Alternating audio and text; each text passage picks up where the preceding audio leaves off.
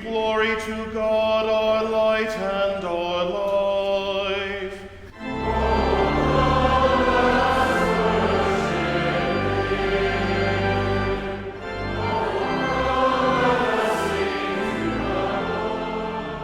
You're listening to the recordings of sessions from the Institute on Liturgy, Preaching, and Church Music in July of 2024, hosted by Concordia University, Nebraska. If you'd like to learn more about past LCMS Worship Institutes or about those that might be coming soon, visit lcms.org/Worship Institute.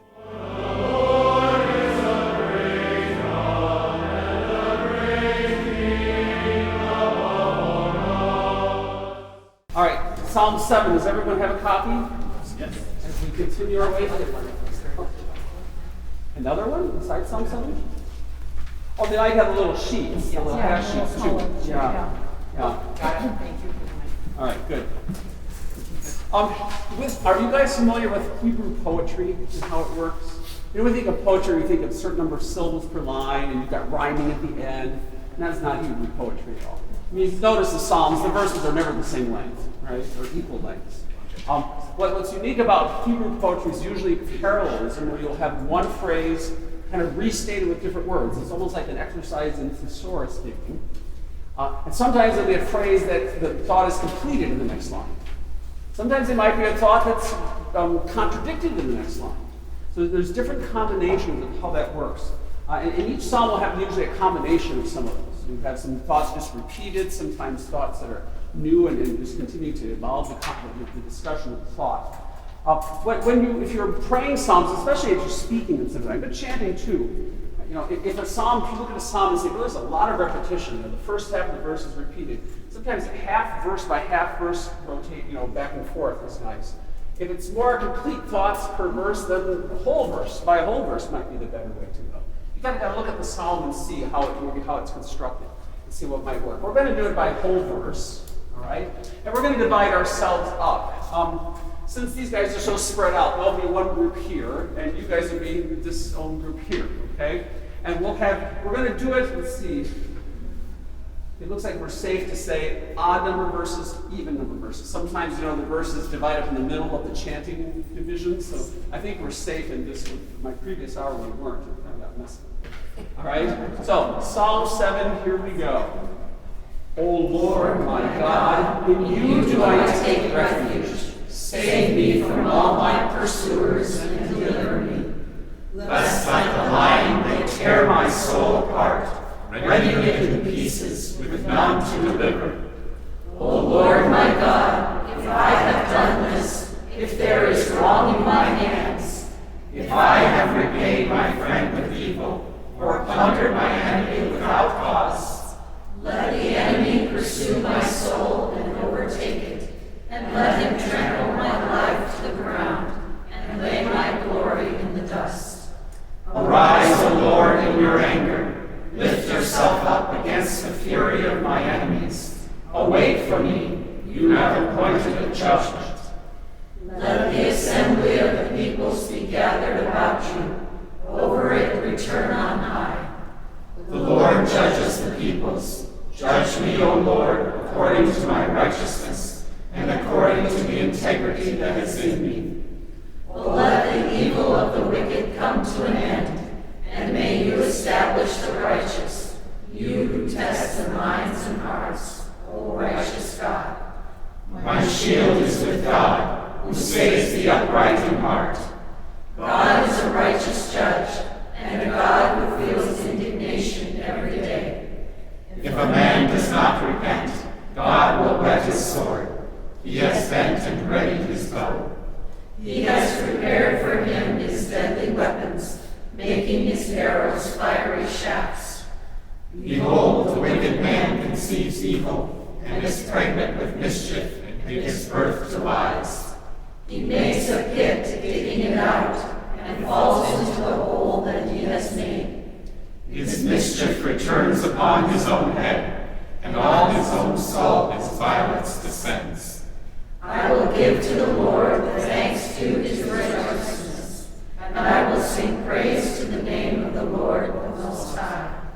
Glory be to the Father, and to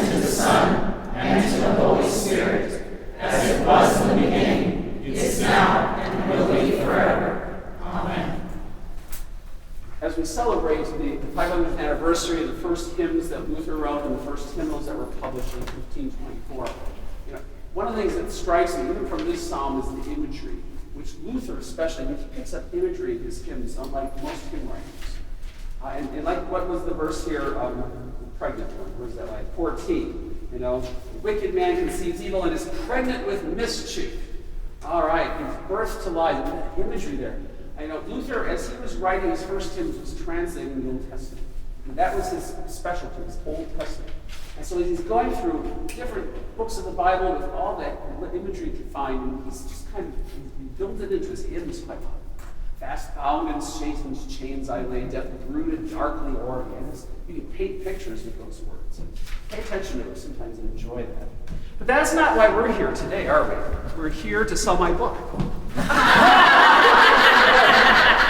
Blatant commercialism. Oh, wasn't that awful? All right. Yes. So, oh boy, some of you have seen it probably. I'm going to age myself and tell you that it was 48 years ago that I was at a workshop. It was a worship conference. It was back when the Lutheran Music and the Arts, I can't remember, it was a pan-Lutheran thing. 1976 in Wittenberg, at Wittenberg University in Springfield, Ohio. I was a junior in high school, went to this thing. And it was a fascinating experience all around. I remember sitting in a workshop where the gentleman was talking about hymn introductions and giving some ideas on how to do hymn introductions. And some of that just stuck with me all these years, along with other experiences. I don't play organ regularly for church. I'm dean of the chapel at the seminary in Fort Wayne. Before that, 17 years ago, I left the Synod's headquarters where I had Sean Denver's job. I was the dean or director of the Commission on Worship for 11 years, while LSB was being prepared. So I've never really had a church gig as a regular Sunday organist in some ways. But I've always had an interest. At the seminary, we have a workshop every year. We give opportunities for musicians to come in for a week. Any of you been to our organist workshops at the seminary? A couple of you? Would you suggest others come? Yes. You said it changed your life. I did. She told me it changed your life. She said she was even afraid of me before she came. I still afraid of it. But she got over it. I did in the first hour. The first hour? Oh my. I must have really embarrassed myself. If you have never had the opportunity, we've done these for over 35 years. And 2 weeks, 1 week for sort of beginner, and then intermediate intensive level the second week. And anyone who comes just loves it. In fact, in recent years, we've had a lot of young people. It's been amazing how many young people have come through. But we have all age brackets every year, and everybody's just becomes one big happy family. So if you're interested in that, take a peek. And so I don't forget, because I will otherwise, just to advertise while I'm up here. Our seminary, we have a conference every year in the fall. It's called the Good Shepherd Institute, a conference that we offer. Sacred music, but also pastoral theology is kind of a combination. This year we're celebrating the 500th anniversary of those hymnals, so you can read this. This is at our table in the exhibit hall. It just describes the speakers that we're going to have this year. We've got a couple big names coming in. And then on the other side, shameless advertising, 2 things. We have a new CD that's going to be coming out in about a week. It's called Alleluia Sing to Jesus. It's a collection of 15 hymns that were sung in our chapel at various hymn festivals over the years. And so it really is quite I just listened to it recently. And some of these recordings are probably from 10 years ago. We just picked various hymns from these years and put together a CD. So if you're interested, if you still have a CD player in your car, which I know, it's frustrating. It's also available on iTunes and Spotify, so we're with the times as best we can be. All right, this book, Inviting Them to Sing. Did everyone get a handout? Did you get a handout? You need one? Send that.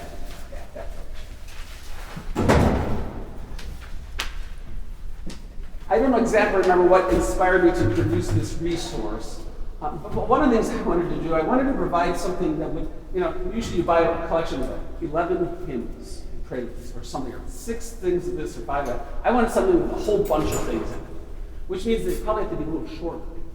And that led me to think about hymn introductions and not only providing a bunch of introductions, but also some guidance on how to prepare your own hymn introductions.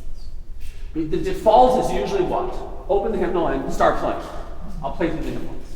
My mother was drafted to be an organist at the age of 16. They gave her 9 organ lessons. She played piano, and that was it. And her default was always just play through the hymn. Just always was. And when you got to the end of it, then you open the crescendo pedal and put all this up. There was only 6 ranks in this order. 30 stops with 6 ranks. And then start singing the hymn. And it worked. It worked fine. She led well, and she did it for 75 years. Finally retired last year. She wasn't full-time anymore. But there are so many ways in which the hymn introduction can be done with just the simplest little things that can make it rather interesting, appealing, or as the title of this little collection called, inviting them to sing. To invite people to want to sing, to perk up and ready to go. So there's about 18 pages in here of conversation with some musical examples of how you might do your own introductions, prepare your own, beyond using the ones that are in here. But the ones in here then serve as examples, in many cases, for the ideas that I present in front. So that's kind of a teaching book in many ways, trying to give you some guidance. The little handout I've given you just kind of summarizes a few things as we want to talk through this. I mean, one of the first things you have to do is know your tune. The tune for that hymn that you're going to be introducing. And by that I don't just mean know how it goes. It's usually you know how it goes, and you can play it. But to know the structure of it. Because one of my big contentions is you don't always have to play the whole hymn. In fact, if it's a really long hymn, it's like, especially if it's the last hymn, you're standing, you know, it's like, can't we just sing this, you know? And if it's even printed in the bulletin, even more reason. Why do I have to sit here and wait for it? Because I'm standing, we're done, it's been a long service, already sung 7 hymns, here we go. So you know, to know the context and to be aware just of that even. Now, there's a caution right there. You can't have such a short prelude or introduction that they can't find hymn fast enough. Okay, that won't help either. But you know, if you time it, I bet most people can find the hymn within 15 seconds. And so just to be aware of that and realize I don't always have to play. But if I do only do part of the tune, it has to be enough that it's given them a clue, this is what we're singing. So I hear that, I recognize it. And if it's a newer hymn, you probably need to play the whole tune so that they hear it. If not, even do more and have somebody sing the first stanza. Instrumentalists play along in a couple of stanzas so they have some support and help that melody shine forth. But you don't always have to play the whole tune. And so first off of that, you have to know your melodies. Now, if you have a 4-phrase hymn, so that would be any hymn with an SM, a CM, or an LM, short meter, common meter, long meter, you probably are going to end up playing the whole tune because it's so brief. You can hardly abbreviate those without, except, what would be a good example? Common doxology, so. Sorry, messing around there. It wouldn't have to be more than that. Something they probably know already. But otherwise, you got to have enough time to find it. But let's say you got a longer hymn. Let's use Eifrig as an example. Lord of Glory, or Love Divine, O Love Excellent. We use that type.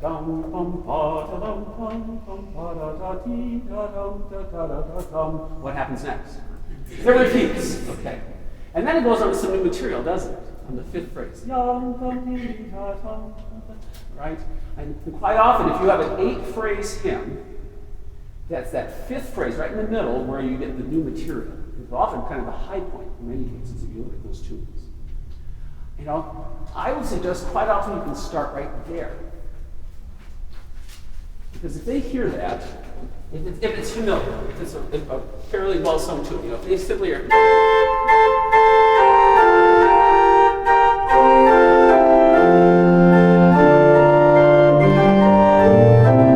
then you can finish off with the next 2 phrases. Even if you just play this in the hymnal, it's different than always hearing the first line. And I often find if you have the first phrases that repeat, if you skip the repeat part and go to the next part, say, well, we've heard that, so I'll skip. It kind of sounds like something's missing, almost in a strange way. But if you start in the middle, it's not going to feel like anything's missing. And what you're almost doing is you're forcing them to say, wait a minute, that's not how a hymn starts. Oh, but I know what that hymn is. I mean, you're almost playing with their mind just enough to say, recall, where are we? Okay? And so little things like that, I think, can engage people in a way that helps them to just hear it, even in a most slightly different way, just a little refreshing to hear something played differently. And there are so many hymns that fit that category.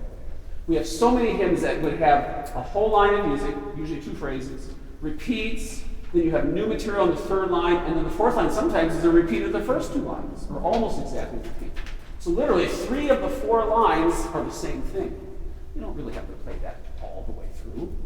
Start in the middle, and then when you play the last line, it's actually the first line. And so they've heard it. They've heard all the melodic material just in reverse order. As it turns out, it is the order of the second half of the hymn. So one of the things you might want to do, though, if you're going to just say, I'm going to play the second half, start in the middle, make sure you mark carefully where that is in your hymnal. Because if you was like, if it's especially not the beginning of a line that's somewhere in the middle of the line, you know, mark it so you're not caught off guard when it comes to that moment in the service and suddenly, kind of panic at that point. Something as simple as that can be helpful, I think. Let's see, have I already covered some of this stuff? Yeah, we did the first 2 sections pretty much. With introductions, you want the melody to be fairly prominent. And you have to know your congregation. Are they confident singers? Are they hesitant singers? Do they know the church's hymns well or not? You're constantly engaging that question and trying to determine how much are they familiar with it. You're trying to guide them along, but without spoon feeding them. Trying to find the right balance. And that'll work better some weeks than others. It's just going to depend on how you if you just keep thinking about how can I do the slightest differences that doesn't make it the same old, same old, same old. Okay? Even if you want to just play what's in the hymnal, though, there are ways to bring just the slightest bit of variety that, again, can cause us to kind of perk our ears up. And one of those is simply to work with the registration. One of the beauties of having 2 manuals is that you can use both. Either sequentially or together at the same time. You have multiple options with that. And even that alone is sufficient. It could be something as simple as,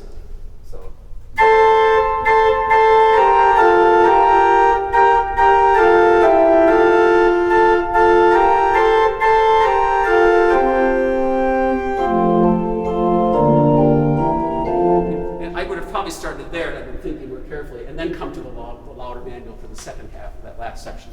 But even something as simple as that, again, just let the sounds of the organ go through. Do you know the hymn?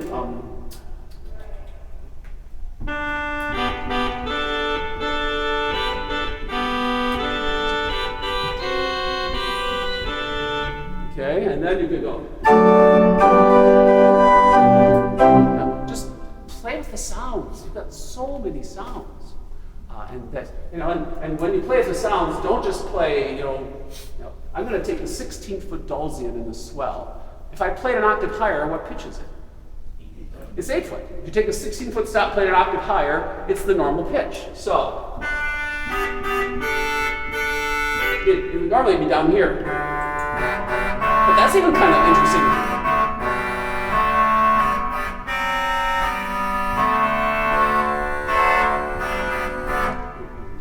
Might stay there the whole way through. Add an 8-foot flute to that. Different color all of a sudden. Just adding one stop to another. Experiment. If you don't like it, don't do it again. You can't break the organ just by putting stops on and on. Well, I shouldn't say that. You might have an old persnickety organ that's like not happy with you or something. No. Usually, if you don't like the sound, just don't do that one again and go on to something else. And if you say, I don't think I really know how these are, what is the push, and how many of them might be in that category? What stops do I want to do? That's often one of the early budding organists. That's their first worry. I'm afraid to push any of these buttons down. What are they going to do? Let your ear guide you. If you think it sounds ugly, well, then maybe don't do that one again. And find a better one. But to find sounds that your congregation's never heard in the instrument, that's kind of fun. And sometimes it just means a single stop all by itself. I mean, just a single flute. Listen, just what you get there. That's a 4-foot. Or.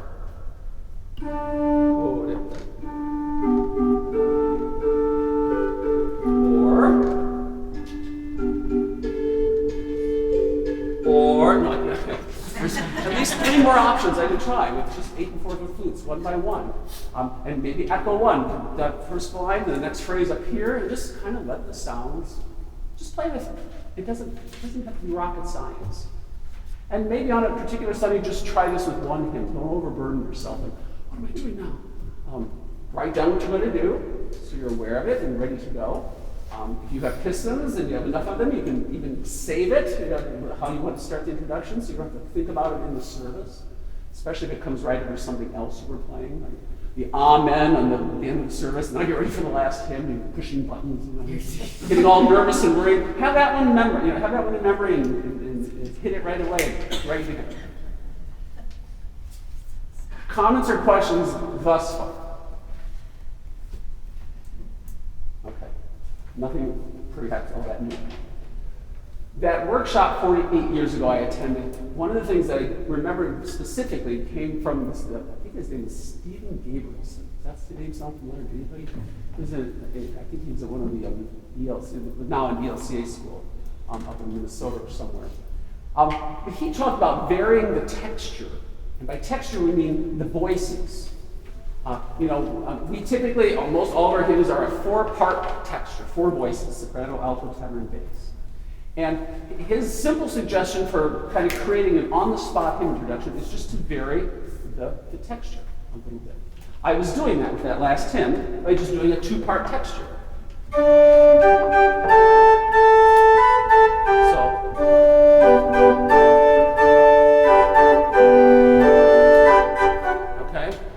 Nothing fancy, but again, it's different than just playing all 4 parts like they're going to hear when they sing the hymn. And a lot, with a 2-part texture, you can really enjoy the different kind of sounds of the organ. If you really have a big festival, don't wake them up. And again, you just experiment, try and see what sounds work best. But the suggestion this gentleman gave at this workshop was to take the 4 phrases of just a simple 4-phrase hymn and to increase the texture from single voice unison, adding a 2nd part, adding a 3rd part, and then all 4 parts for the last phrase. So each phrase, the texture increases until you're at the end. It doesn't take much to make this happen. To make this happen, though, I need a hymnal. And I don't even see one at the organ. May I borrow yours? This wasn't mine, it This was is the mine. church's. All It right. must be the church. All right, very fine. Well, then, it's just waiting. In fact, it says St. John's Sword. I have several hymnals back here. Okay. I don't think anyone else will need one. I just wanted the one. You could actually open my book and just pull some examples out, too. I'm going to give you an example. You know the tune St. Michael? Okay, which goes like this. Okay, I'm just going to use 8-foot principles, so it's nice and clear. Which voice part would you be thinking to probably add for the 2nd phrase? It'd be tempting to go to the alto voice, wouldn't it? It's like, well, that's the next one there, right? But then well, in this case, it wouldn't sound so bad. Sometimes you get lucky. Here's how the alto voice would sound. Here we go.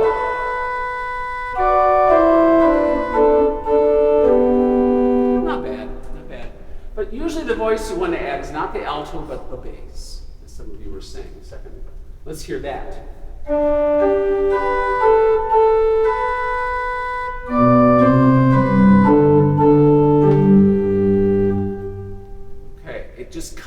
Often the bass is going to be in contrary motion to the melody. If the melody is going up, the bass is going down, and vice versa. It just creates this nice balance. The only problem with that is we're kind of separated by a long distance between the soprano notes, sometimes more than 2 octaves of distance. So the remedy is just to bring the bass up a line, an octave. So bring it up so it's closer to the melody, so it comes out like this.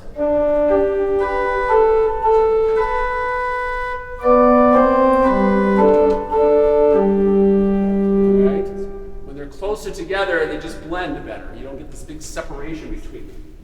For the 3rd phrase, you need to take the bass down the octave to its normal place. If you go to the back side of your sheet, you're going to see the outlines for this. I should have told you to turn to the back side. You see where it's talking about 4 phrases at the top there?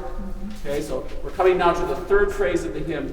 The bass goes back to its normal place, and you have to fill in with just one note either the alto or the tenor note. And this one you have to kind of listen and think what's going to fit, what you need to fill in the chords is what you basically need to do.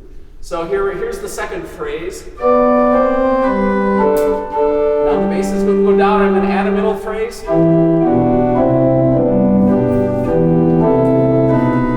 just 3 parts, see? Just 3 notes, not 4. And now all 4.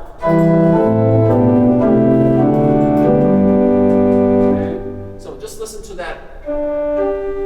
1 voice, 2, now 3, 4.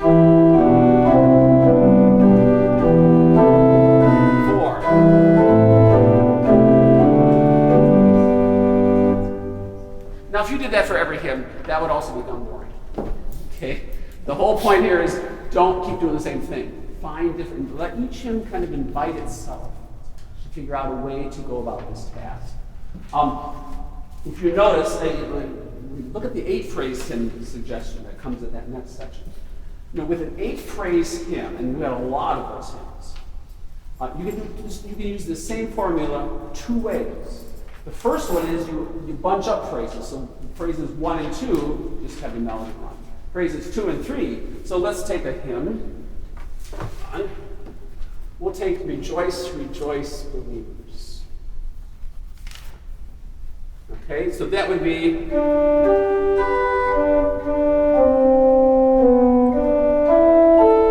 add the bass for the next 2 phrases.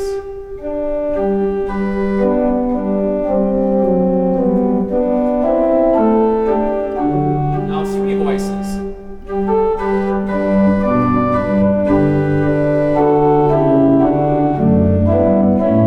Now all 4.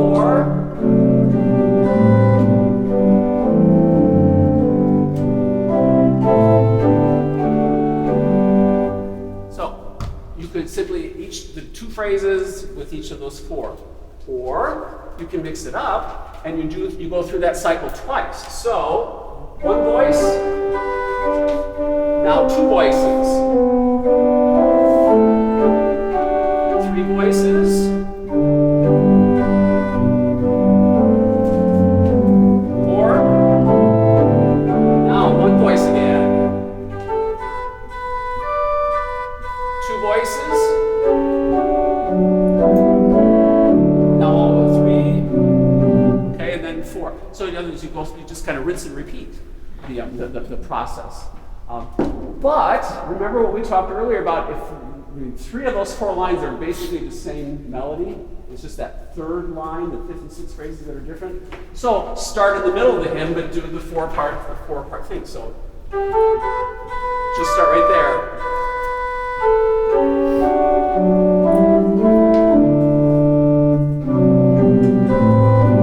And then 3 voices and 4 voices.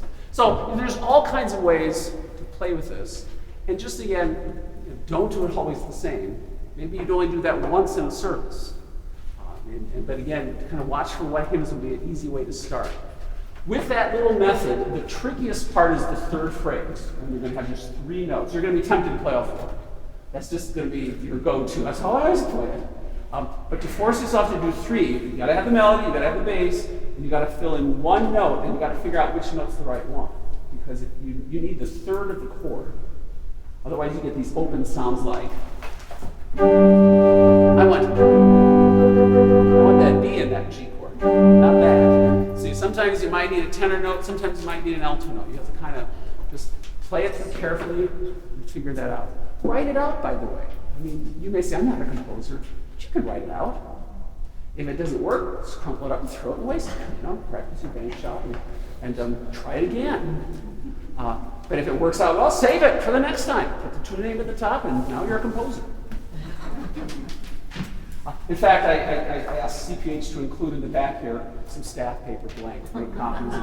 Of course, they have. You can find that online, I'm sure, anywhere nowadays, as well, because the internet has all things. Let's give an example of a 6-phrase hymn. What is "Go to Dark Gethsemane"? Anybody know for something?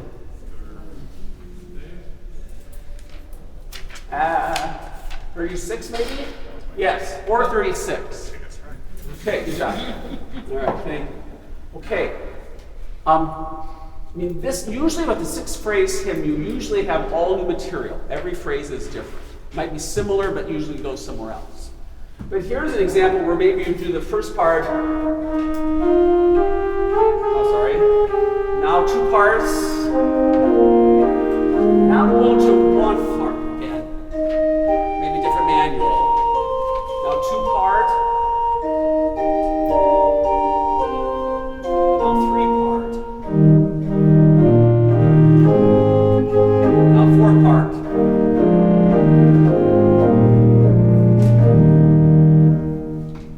Again, just if you know the structure of the hymn tune, that can really help guide you in terms of how you're going to kind of figure that out. I don't think there's any place to really shorten that tune, unless you just feel like the last 2 phrases, but that means they'd have to have the hymn in front of them already. Because you really have to almost do all 6 phrases if you just want to have the melody really play through. But again, study the tunes. Take a look, listen, see what can come up. So that you have a chance to let each tune kind of do its own thing and let it guide you in many ways. Look at the character of the tune and the text, and if it's got somewhat of a fanfare nature, let those trumpets blow out once in a while, turn too. Check the organ first. You don't want any geese honking away in the middle of the introduction. Other things with introductions. I mentioned earlier about playing unison. Sometimes I think a short tune you would play just with these. And just imagine if you were to introduce a hymn like this, Advent time.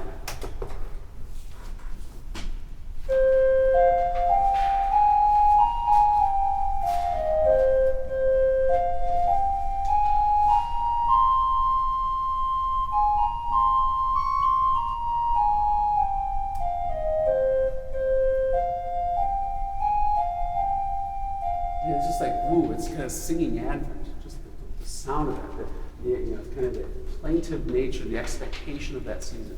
Something like that can just kind of catch people off guard in a way that can really, I think, have a great effect. Another attempt is to use a pedal point. And a pedal point simply means you put your foot in a pedal and leave it there, basically. You got to figure out what's going to be the best note. Like you could do, let's just change here. So.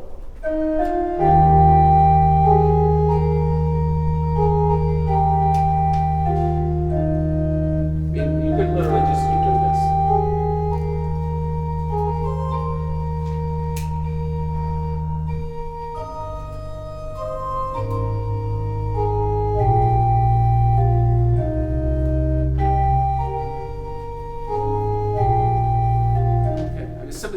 I started adding other notes. Again, compose, just play with just 2 parts. You guys can write 2-part segments. If you don't like it, throw it away. If you like it, save it for another day. I started on an E flat. You start on the B flat.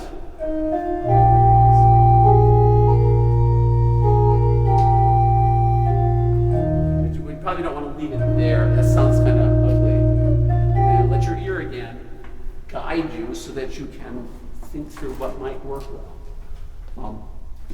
But again, it's the experimentation, trying different things and see what would be something that livens it up ever so slightly or invites them to take a listen. The 2-part idea, also you can just do a whole hymn introduction with 2-part, and this is where especially it becomes nice to use 2 manuals, because you can let that melody stand out in its own way. And then as an example, just as in terms of what are some of the options.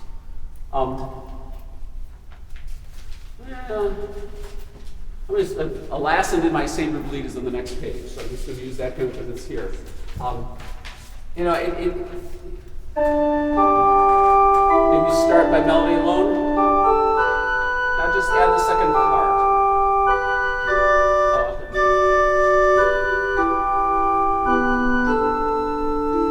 I added a couple extra notes there, but now back to 2-part.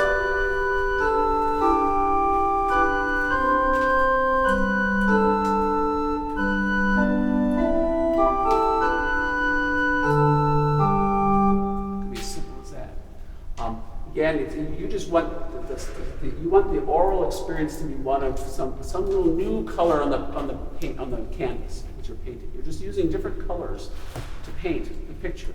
One of the things is to not be afraid to embellish that second voice with some additional notes. Do you know what a passing tone is? If you have like let's say you have a G, A, B, it goes from G to B, you just fill in the A in between, just kind of moves up and fills in some notes. And don't be afraid to start playing around with other ways to start to, just, again, take that tune maybe just to the next level. So here's as was glad as men of old, and I'm just turning pages. So this.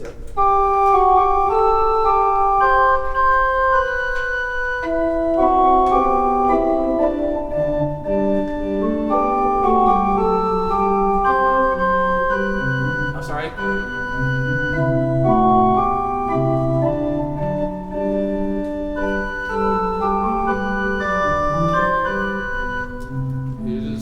The bass and start walking around. Again, these are the things you want to write down probably, so that you start to take some careful note and come up with other, something that's going to be like its own independent voice, almost. It'd be like having the basses or the alto singing a nice counter melody to the melody that the soprano sings. Any questions or comments before I just play a few examples of what I did in this collection? To demonstrate some, kind of messing around with some ideas. And again, these were composed, so they're not just off the top of my head. Some people can just quickly do these all off the top of their head, and more power to them. We'll let them do that for us. And at CPH, of course, and other publishers, they publish him introductions, and so keep your eye out for all kinds of stuff. Paul Solik, the musician here, has published some things. He's got, I think they're under 30 seconds. Is that what it's called, that one collection he has? Yeah. Just, again, he's aiming for short little introductions that, but kind of let the character of the tune, the character of the season, whatever it might be, kind of govern how to go about that task. I really aimed for simplicity here. I wanted something you can just pull off of, put on the rack and play, without having to have a lot of time to prepare. And I very intentionally chose tunes that are used multiple times. So you actually get 117 hymns covered with this book. So that's, 6 of the hymns. I wanted you to get your money's worth. How's that sound? Here's an example. This is Lord, keep us steadfast in your word. I want to hear an example where it's just 2 parts, but it allows you to have that second part just kind of moving around and adding into a variety of things. And it has 2 pedal notes at the end, okay? It's just 2 pedal notes. But hang on, I've got to make sure I got this right. No idea how this is going to balance in a moment. I'll make a little louder here. Okay, so here we go.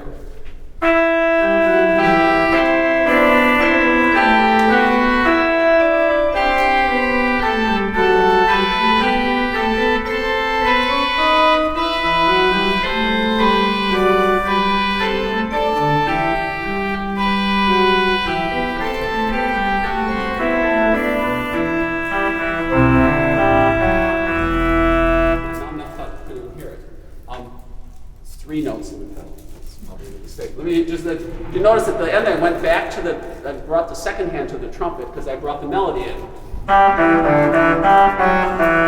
Let's hear that opening phrase one more time. So the last phrase, hang on. So. And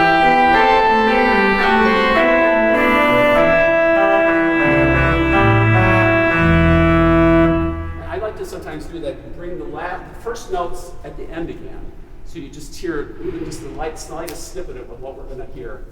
Or here's an example of that. Turn it to the pages. The other way. This is a real short one. Salvation to us has come. A short introduction. You got to make sure. If you have a really short intro, you know how to make sure they have time to get to the hymn. Don't start it right away. Just give it 5 seconds for them to start looking, and then you start the introduction so that they still have time. But this one is just kind of playing with the themes. Just see if you notice this. Sorry.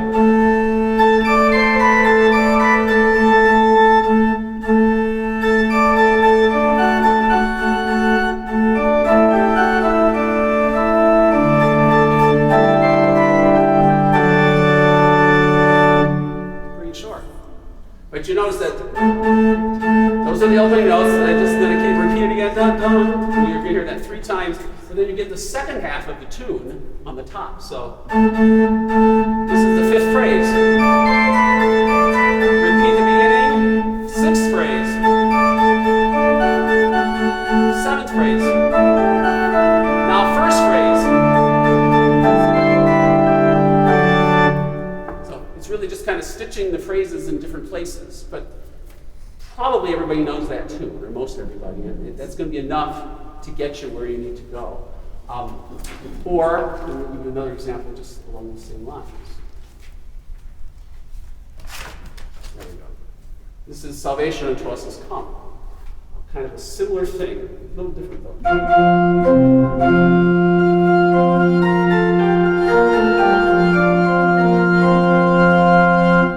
Same thing higher.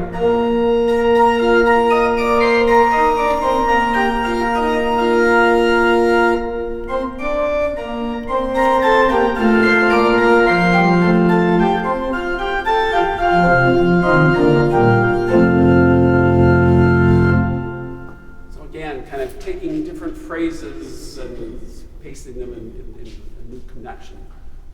It allows that hymn to be heard enough. And what you find in this book, I also often have 2 introductions for the same tune. One of them being a little longer, one of them being shorter in some cases. Sometimes it goes through the whole hymn, but then I have a short version that you might want to use. So it's kind of an opportunity to play around and to hear the different options that you might find. Comments or ideas that you have for introductions that you use that you like or you've heard others do? What would you do as a kind of a segue into a doxological verse? That's a whole publication I want to do someday. Yeah, that's a good question. Yeah, you want to know in advance what you're going to do and not surprise yourself, right? Yes. You know, one of the tricks, and let's see if we can find a couple examples. Let's see, we did this morning 941. Was that the number? No, not 941. We did, what is, all people that are speak well. Good grief. Okay. Hang on. I've got the thing right here. All people that are 791. Just dyslexia. The 4th stanza of this one is, the 5th stanza is doxological. So the familiar the common doxology, okay, old hundreds. You know, one option is often to stay, you know, the last, you know, those are the last 2 pen notes, to stay on that dominant, on the D, and not going down to the G. So,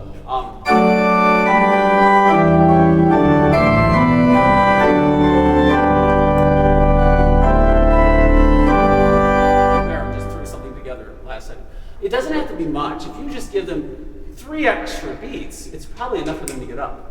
There you go for the last stanza. So don't feel like you have to repeat the whole last phrase, or play the whole first phrase and then say, oh, they didn't number the right note. But plan in advance what you're going to do, but keep it short.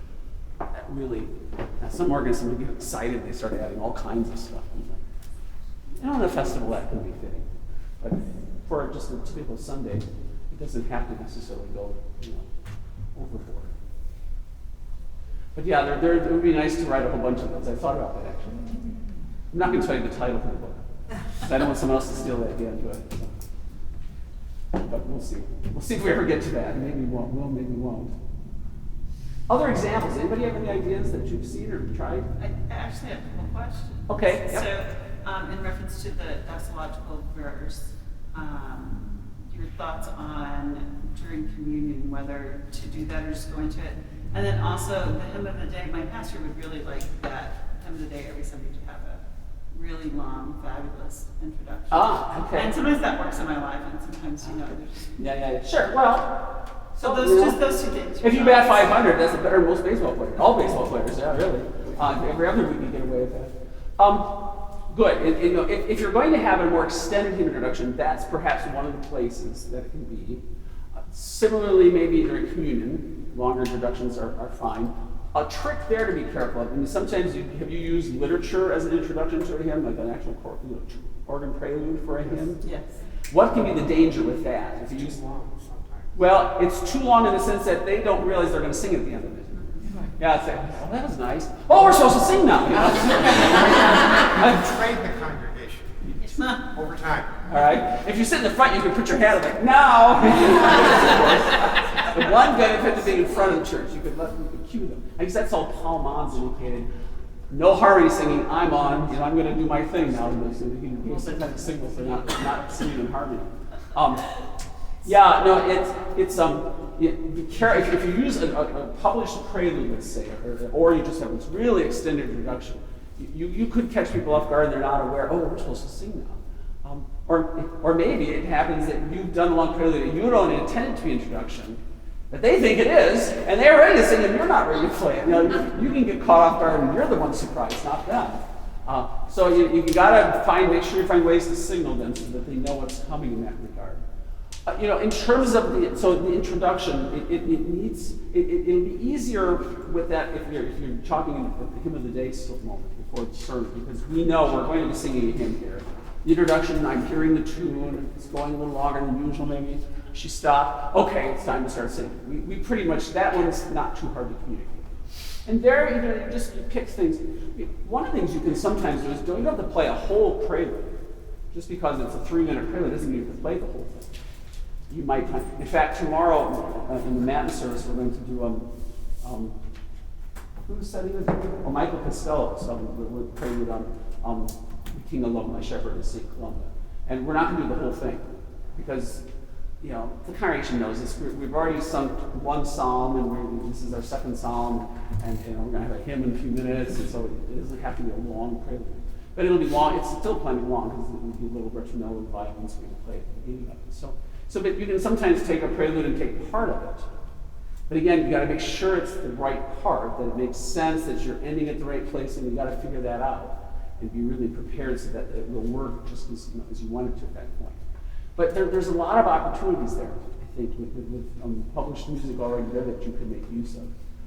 Just have to be careful. You wouldn't want to. I don't think you'd want a whole 3-minute introduction to a hymn before it's in the middle of the service. That just probably kind of becomes disproportionate to the whole big picture of what's going on in the whole service. During communion, I think you have more opportunities to pray. And sometimes, maybe you have a nice prelude on one of the tunes or hymns you're singing. Maybe you play it after you sing the hymn. So you've sung that hymn, now you play that prelude. Give them a chance just to listen to that melody again while some are going to communion, some coming back, some just sitting there. So that's a way to avoid that confusion. Am I supposed to sing now or not? You played it after the fact. It becomes a nice little reflection upon that hymn. Did I get both of your questions? I think I did. Doxological verses and during communion. Oh yeah, that's right. Yeah, that's if they see the triangle, they're used to standing. I don't think you're going to keep them from standing. So you might as well give them a cue to stand and have them. Can I quote you? Unless your pastor says no. Sure. Now you can quote me. It got to be like a controversy in the congregation because I decided that if that triangle was there, I was going to do it. And so several, first of all, really devout people, like 5 people stood up. And then people started catching on, and it kind of got to be a topic of conversation. And then there was like a Bible class I'm not kidding, I didn't go. on hymns, and it was this topic, and people were kind of instructed not to stand up. So now what happens is the people, musicians or family members in the balcony, they all stand up. It's like a snub up your nose thing. If you want to stand in the balcony, is that or most people won't see you. Really has you hate to have these kind of things become points of contention. Yes. So and just have a conversation with the pastor and decide what you're going to do. You know what would be funny about that? we have 3 hymns during communion, and I almost kind of hate it when there's a doxological stanza on the very last hymn because it becomes a game of figuring out how much do I have to play in between and how do I get this time out so they're not standing up and sitting down and coming back up again. Right. My pastor says, Joe, just play them and get them done, and then it just never goes that way. You don't understand. Just put that in earlier. I know. I prefer when they're one of the first 2 hymns because then they'll stand up, they'll sit down. Right. exactly. Yeah, just, come to an agreement and don't worry about it. It's not something to fret over. No one should fight about such things. We have more important things to deal with in this world, don't we? Yeah. There's just, your task of leading the singing is really an important one, and to encourage singing is a multifaceted job in many ways, because or calling, I should say. And it doesn't happen just on Sunday mornings either, where you can find other opportunities to encourage that singing. That's really important, because we live in such a musically illiterate culture, and I don't even mean that by that people can read music, we just don't sing. The ball games, they've got the soloists butchering the national anthem, so you can't sing along with them, as they turn it into a soloist adventure to show them how great they are. You just want to scream applause when somebody just sings it normally and you can join in. And taking me out to the ball game, nobody knows how to sing that. And it's a sad state of affairs in some ways, and we lose so much.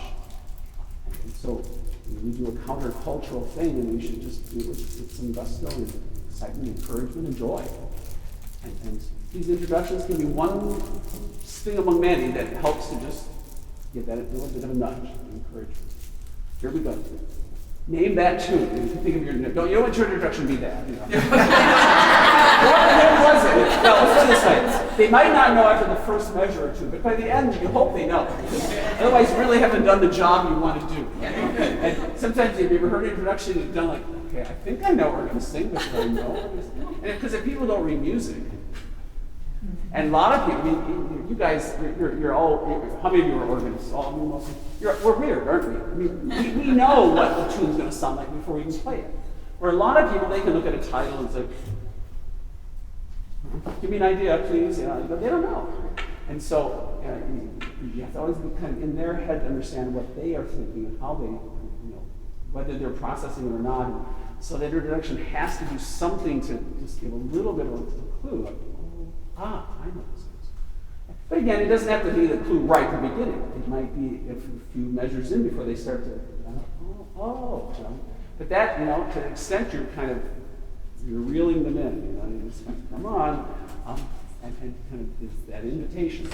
Sometimes it means they have to put two and two together, or even subliminally to realize, I know, I've seen that. But that really should be your goal at the end of the day. And to encourage that joyful participation. Yes? I was thinking this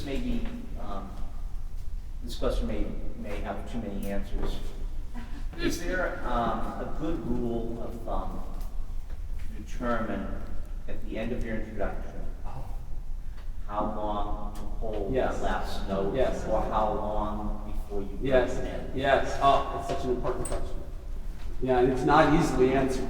And there's different theories and practices on this. And so I'll give you I don't have a particular, here's my theory. When you lift your hands, that is a subliminal message sent to the congregation to breathe. And if you lift your hands and go down too quickly, they will not have gotten their breath. If you lift your hands and hold away too long, it's like, I've had those moments before too. You have to imagine yourself as a conductor. You don't get to use your hands, and they don't get to watch you, okay? Or even your head, you don't get to do that. You're usually not out of sight. But you have to have this sense like, And my sense, as I listen to him playing, is that it's very tempting for organists to come in a little too early, for various reasons. Maybe you're making a piston change. Think about the piston change. You gotta get this in, and go! Whereas, go, that you, because when you're doing this, and if you just kind of pay attention to this a little bit, if you come in right with the congregation, exact same moment, it's like, wow, that really is powerful. As opposed to, you play, they sing, it's like, together, we sing. It's hard to remember that as an organist in many ways, and you almost have to practice it. So finish your introduction. It really doesn't matter how long you hold the last note of the stanza before you go to the next, from stanza to stanza. If you go way too long, yes. But you can hold it sometimes longer, sometimes shorter than others. Some people want to have an exact count, done, and then you go on. But I don't think that's necessary. What's the crucial thing is when you lift, that's the signal for them to breathe, and then you come in. And you want to come in when that breath is ready to be released from that. Yeah? Well, we have an organist at a church, should we not unnamed, who could not get that concept through. That he needed to give more space between the end of the verse and the start of the next one. And even though I told him, all right, you physically breathe at that point before you come in, he could never get it. And that's what I do. I physically take a breath, so that if I can take a breath, then most of the congregation can too. Right. Yeah. There might be different ways to practice doing this in a sense. It may be like with your choir.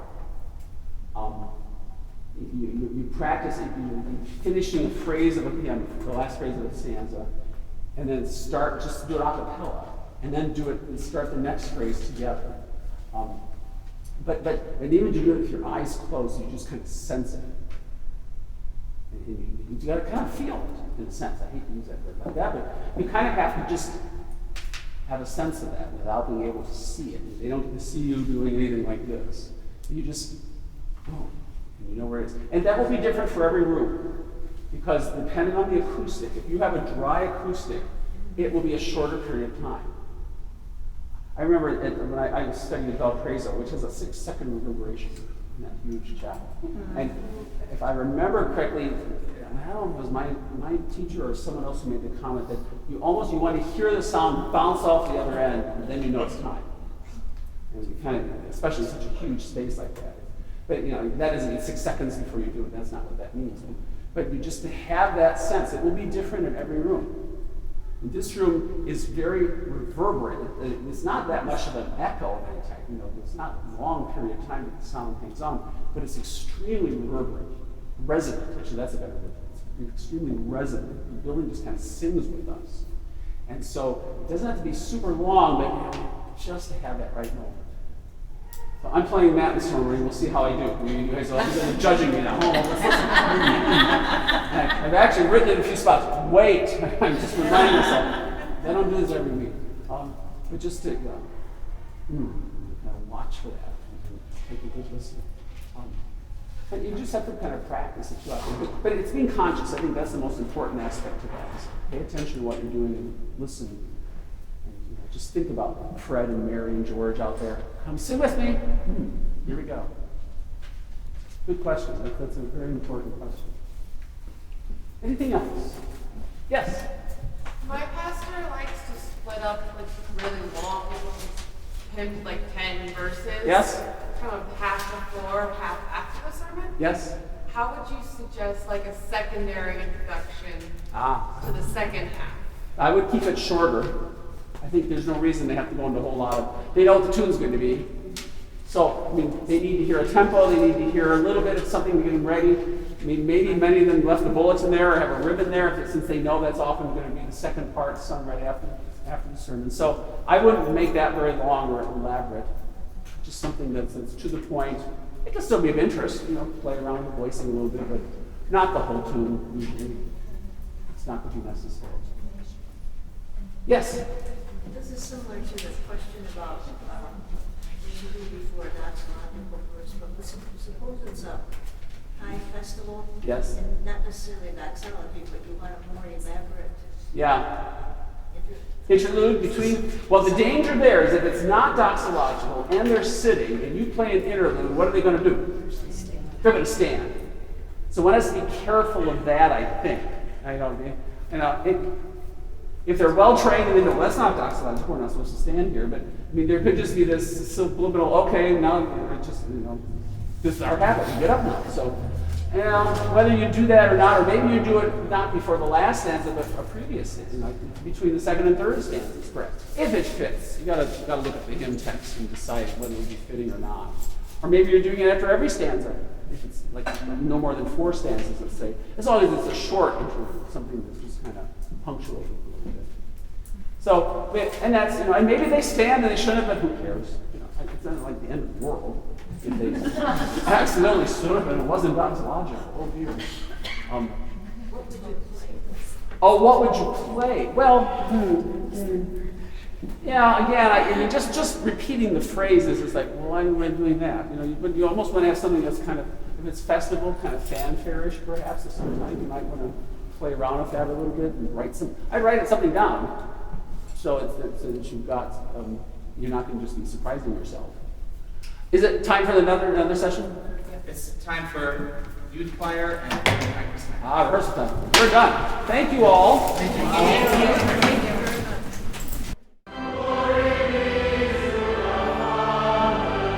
Thank you for listening in to this recorded session from the Lutheran Church Missouri Synod's Institute on Liturgy, Preaching, and Church Music.